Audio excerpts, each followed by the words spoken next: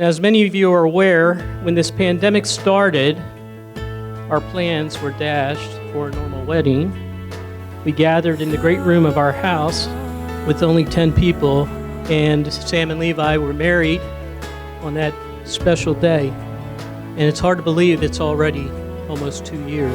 Grandma and Grandpa painted a picture of 65 years in one little house.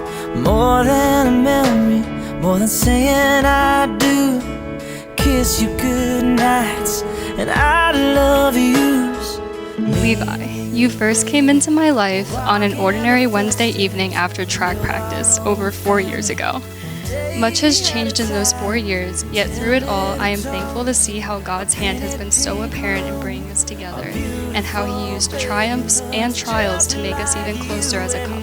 In the past 4 years, I've learned that you are kind, thoughtful, nurturing, strong, selfless, and patient. You are supportive, encouraging, and always have the ability to make me laugh. Just take my hand, and I'll be the man your dad hoped that I'd be, and we'll build this love from the ground up, for worse or for better. Samantha, you are everything I have prayed for in a woman. You're full of God's love, and you deeply care for others and pray for them. You have a gentle spirit, and you embody a servant's heart. You're the most forgiving person I've ever met. You're patient in times of uncertainty and trust God in such times. You're an extremely hard worker and do so for Christ. Most importantly, you have a heart for Christ. On this day, we finally get to have the celebration of our marriage with our family and friends.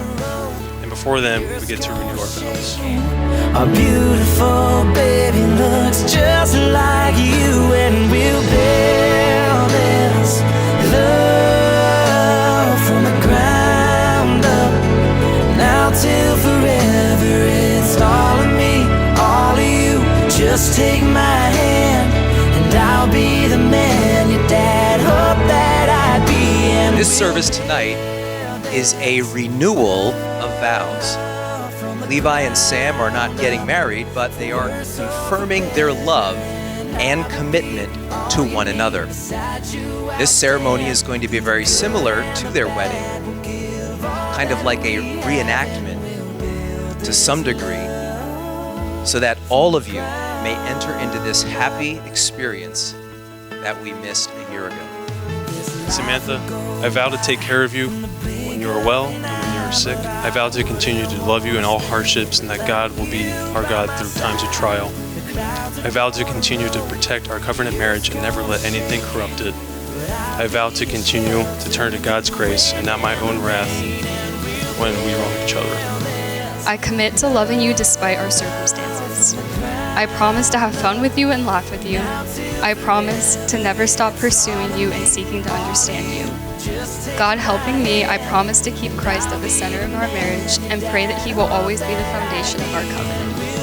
Lastly, I promise to be your best friend for as long as we have upon this earth together. I love you and promise I always will.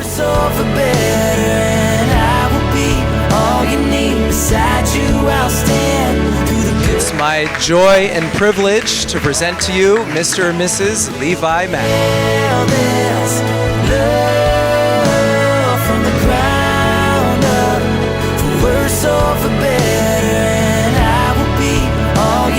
beside you I'll stand. Through the good and the bad, we'll give all that we have, and we'll build this love from the ground up.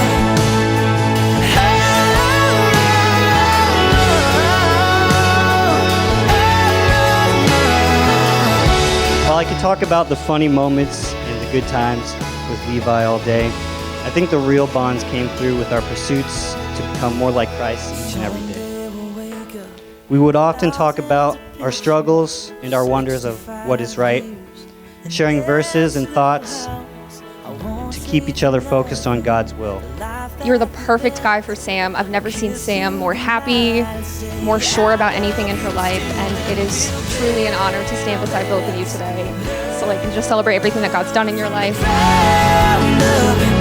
Worse or for better, and